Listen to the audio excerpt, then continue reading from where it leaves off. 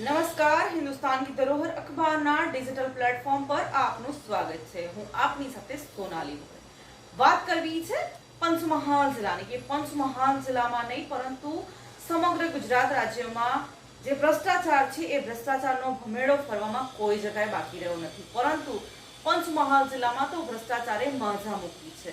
એક પછી એક પંચાયતના જે ગ્રામ પંચાયતના જે જાગૃત નાગરિકો છે એ નાગરિકો આ ભ્રષ્ટાચારનો ભરડો જે ભમેડો ફરાયો છે ગામોમાં એ લઈને બહાર આવી રહ્યા છે। લેખિતમાં આવેદનપત્રો આપીને સરકારને જાણ પણ કરી રહ્યા છે કે આ જગ્યાએ આટલો ભ્રષ્ટાચાર થયો છે, પરંતુ પંચમહાલ જિલ્લાનો કાલોલ તાલુકો ને કાલોલ તાલુકામાં આવેલું વેજલપુર ગ્રામ પંચાયત, આ જે ગ્રામ પંચાયત છે વેજલપુર, જે વેજલપુરના ગ્રામ પંચાયતના સત્તાધીશો છે એ સત્તાધીશોએ ભ્રષ્ટાચાર કરવામાં કોઈ પણ પ્રકારની માન મર્યાદા જાળવી નથી। ભ્રષ્ટાચાર સત્તાના આડમાં આવીને એ લોકોએ ભ્રષ્ટાચાર એટલો બધો કરી નાખ્યો કે તેમને જાણે કાનૂન અને કાયદાનો કોઈ ડર નથી, કાનૂન અને કાયદાને તો જાણે ખિસ્સામાં લઈને ફરતા હોય તેમ ભ્રષ્ટાચાર કરવામાં કોઈ પણ પ્રકારે એ લોકોએ બાદબાકી ન કરી।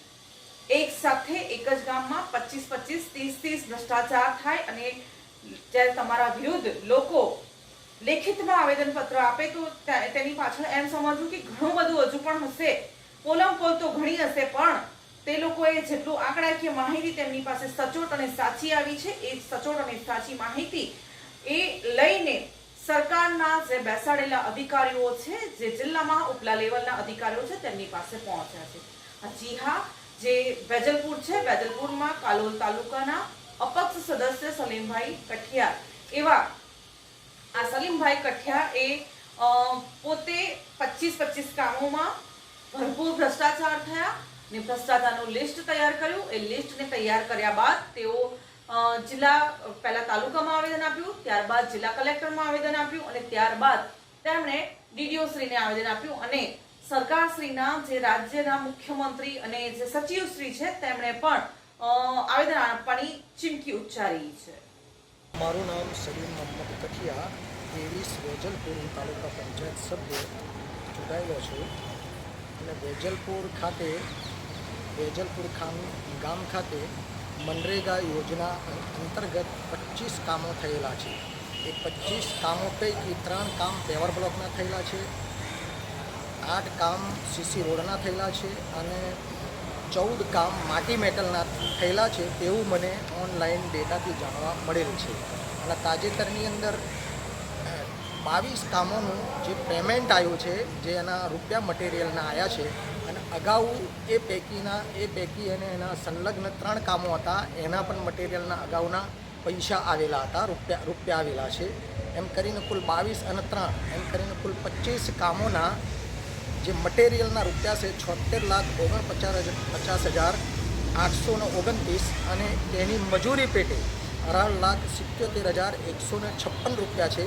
એ ટોટલ 95,26,985 રૂપિયા છે।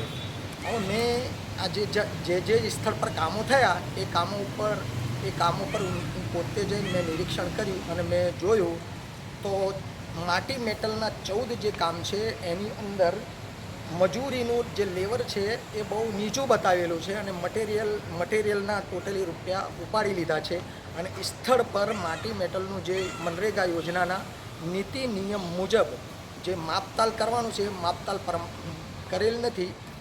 હવે માનો કે 4 ભાગ નારાયણ પટેલવાળા નેડિયાની અંદર 4 ભાગમાં જે માટી મેટલનું રોડ મંજૂર થયેલું છે, મેં પોતે ત્યાં જઈ અને તપાસ કરી અને માપ્યું તો મારા અંદાજ મુજબ 2 ભાગમાં કામ થયેલ છે અને મટીરિયલના 4 ભાગના ઉપાડી લીધા છે। તો બહુ જે મનરેગા યોજનાની જે 60-40નો રેશિયો છે મટીરિયલ અને મજૂરીના, એમાં ઘણી વિસંગતા ઊભી થાય છે।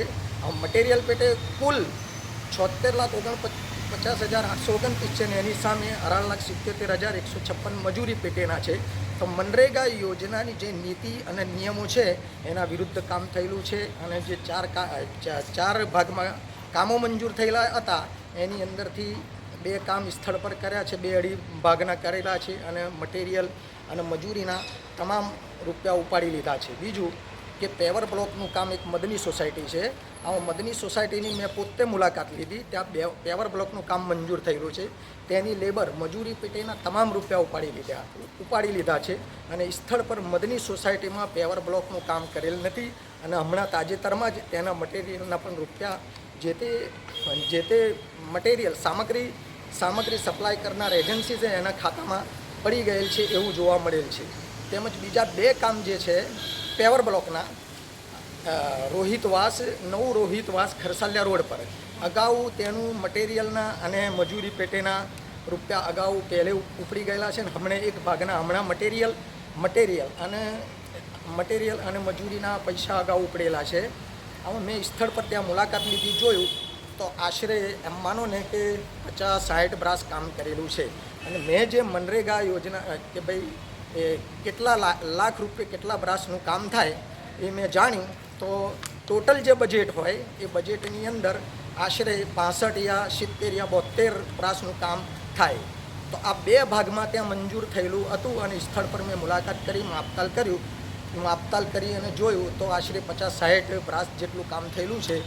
તો એનાથી એ ફલિત થાય છે કે 2 ભાગમાં મંજૂર થયેલું કામ હતું અને એક ભાગનું સ્થળ પર કામ કર્યું છે અને એક ભાગના વધારાના રૂપિયા ઉપાડી લીધેલ છે. તેમજ વેજલપુર ખાતે ગર્લ્સ હાઈસ્કૂલ છે. ગર્લ્સ હાઈસ્કૂલની સામે જે રેવન્યુ સર્વે નંબર એક સરકારી મિલકત છે. એ સરકારી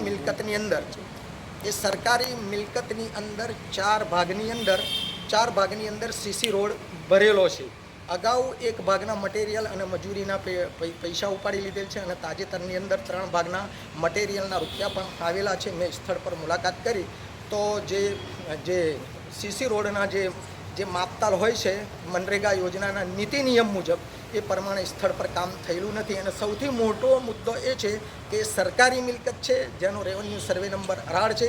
એ કુલ 5 એકર જેટલી જમીન છે. કોઈ સરકારી સક્ષમ અધિકારીની મંજૂરી મેળવ્યા વગર ત્યાં એ સરકારી મિલકતની અંદર એ સીસી રોડ ભરી દીધેલ છે અને માપતાલ બી પૂરું છે નહીં. જે 4 ભાગમાં મંજૂર થયેલું આશરે 2-2.5 ભાગ જેટલું કામ કર્યું છે અને 4 ભાગના રૂપિયા ઉપાડી લીધેલ છે. તેમજ બીજા 2 જે 4 કામ છે વડોદરા હાઈવેથી વૈજનાથ મહાદેવ મંદિરથી રૂપારેલ નદી સુધી જે સીસી રોડ 4 ભાગમાં મંજૂર થયેલ હતો. અગાઉ 1 ભાગના મટીરિયલના રૂપિયા ઉપાડી લીધેલ છે. તેનું લેબર ઓનલાઈન બોલતું નથી અને હમણાં તાજેતરમાં જ 3 ભાગના મટીરિયલના રૂપિયા આવ્યા એ ઓનલાઈન ડેટાથી જાણવા મળેલ છે. અને તે બી પણ સામગ્રી અને મટીરિયલ સપ્લાય કરનાર એજન્સીના ખાતામાં પડેલ છે એવું ઓનલાઈન ડેટાથી જાણવા મળેલ છે. તો આ 25 કામોની મેં તપાસ માગી છે કે જે ટોટલ રૂપિયા 95,26,985 રૂપિયા થાય છે. તો એની સામે મેં તપાસ કરી સ્થળ પર તો મને એવું લાગે છે કે 50% પણ કામ થયેલું નથી. તો આ તમામ કામોની તપાસ માટે મેં મહેરબાન જિલ્લા વિકાસ અધિકારી તથા મનરેગા અધ્યક્ષ શ્રીની કચેરી ગોધરા સાહેબને પણ આવેદન આપેલું છે. નિયામક શ્રી જિલ્લા ગ્રામ વિકાસ એજન્સી તેમજ લોકપાલ શ્રીની કચેરી ગોધરા તેઓને પણ આવેદનપત્ર આપેલું છે અને જિલ્લા કલેક્ટર સાહેબને પણ આપેલું છે. સ્થાનિક લેવલે તાલુકા વિકાસ અધિકારીને પણ હું આવેદનપત્ર આપવા ગયો તો તે વખતે એમણે હાથોહાથ લીધું ને એમણે એવું કીધું કે ટપાલમાં આપી દો. ત્યાર પછી જે છે મેં કલેક્ટર સાહેબને અને બીજી ગાંધીનગર 2-3 કચેરીઓમાં મારે મોકલવાનું છે ટપાલથી. મુખ્યમંત્રી ભૂપેન્દ્ર પટેલ સાહેબ શ્રીની કચેરી ગાંધીનગર મોકલવાનું છે. કમિશનર અને અગ્ર સચિવ શ્રી કમિશનર ગ્રામ વિકાસ કચેરી block number 16 doctor Jivraj Mehta ભવન જૂના સચિવાલય ગાંધીનગર તેમજ નાયબ સચિવ શ્રી પંચાયત ગ્રામ ગૃહ નિર્માણ સચિવ શ્રી ગુજરાત તકેદારી આયોગ તકેદારી ભવન સેક્ટર 10B65 દક્ષિણ ગોધરા ખાતે પણ હું આ આવેદનપત્ર ટપાલથી મોકલવાનો છું.